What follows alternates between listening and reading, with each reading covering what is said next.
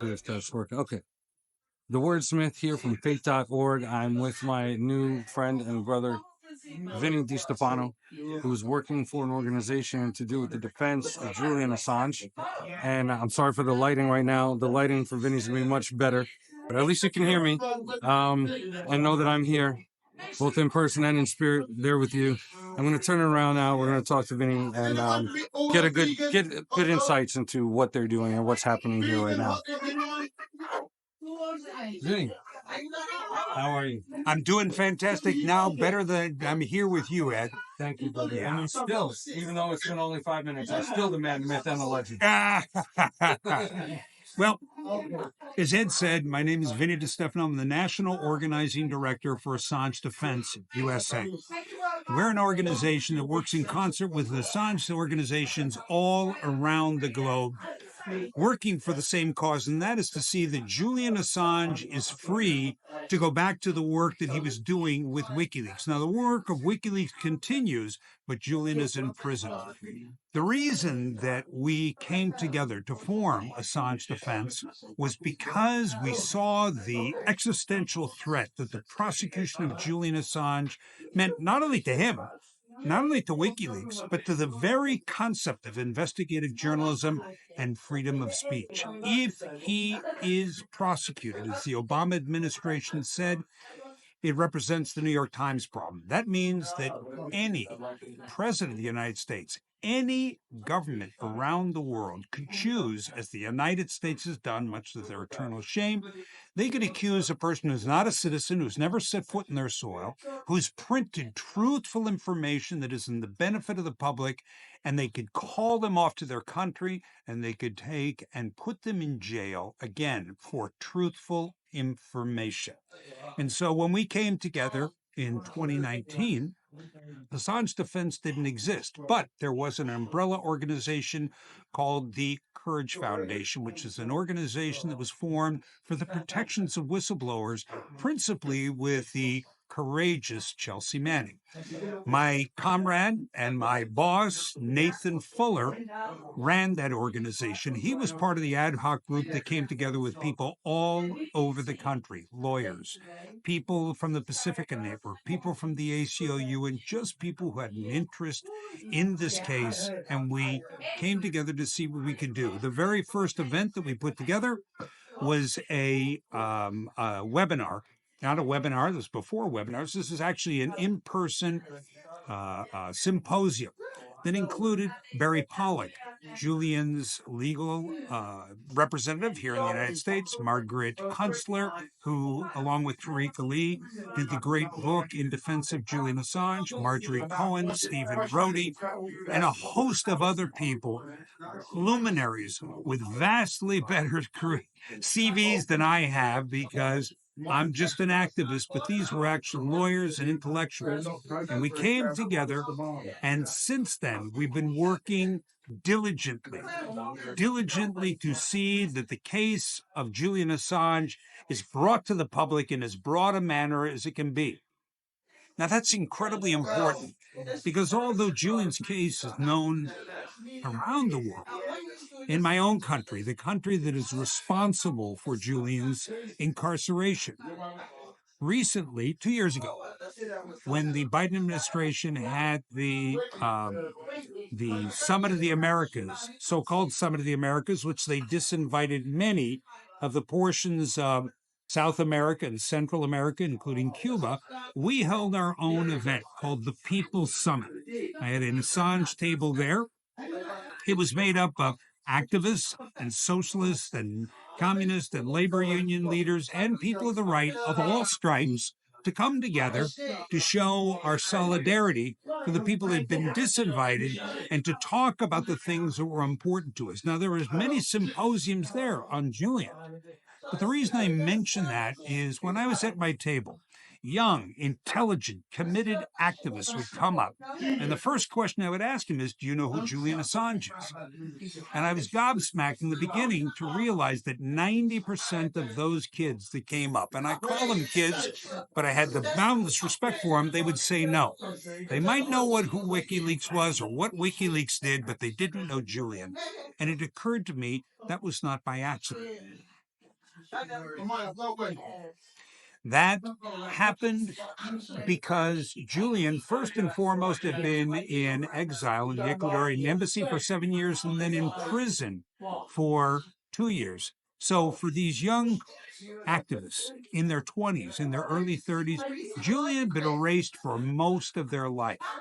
Not only erased, not only just erased and not talked about, but when they talked about him, he was vilified repeatedly with lies and misrepresentations that gave an impression of this man being either he was a non-entity, a ghost, or the most horrible person in the world. And our job was to change that, to make certain that everybody worldwide knew, because we see this as a threat, not just in America, but everywhere in the world, against journalists of all stripes.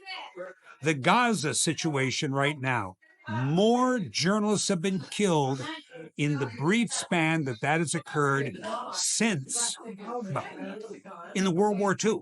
More journalists killed in Gaza than in World War II. So the war on journalism is alive and well and living. If we want to see, regardless of what your political stripe is, I've talked to Trump supporters, I've talked to neoliberal Democrats, I've talked to all of them and said, the case of Julian Assange is not a left or right, a blue or a red, a libertarian or a communist issue. It is an issue for everybody that believes in the sanctity of the press and the people's right to know what their governments, whichever governments they are, do in their name and with their tax dollars. And Vinny, when did you kind of get involved in the fight for, I guess, for what's right, whatever that might have been in the past, I guess even pre-Julian's case, when did you kind of get involved in fighting? I can answer that question very easily. I grew up in Pasadena, California. I went to high school out there, but I was surrounded, again, by people who were smarter. And I didn't come from a politically active family at all. They were middle-of-the-road Democrats who voted in every election. They voted the straight Democratic ticket. But when I got to high school, I met people who were involved in the struggle against the Vietnam War, who were involved in the struggle against the FBI, and slowly but surely, my consciousness was raised. Same thing happened when I went to UCLA and studied at the university there. I studied just after Angela Davis was there, and I've read. All my life I've read. And every book I read helped educate me. I self-educated myself, and I realized that what we were sold to as democracy was something far different than what we experienced as citizens. And as I told you, Ed, my daddy once told me, Vinny, for a man who likes to bitch and complain as much as you do, if you are not part of the solution, you take it to the bank, you are part of the problem. So get your ass out there and make a difference. And that's what I've tried to do all my life. Well, let me be one of the people that thank you personally and deeply for doing that, for the work that you do, for the fight that you're fighting. No thanks are necessary, brother. No thanks are necessary. It's the work incumbent upon all of us, and I do it gladly.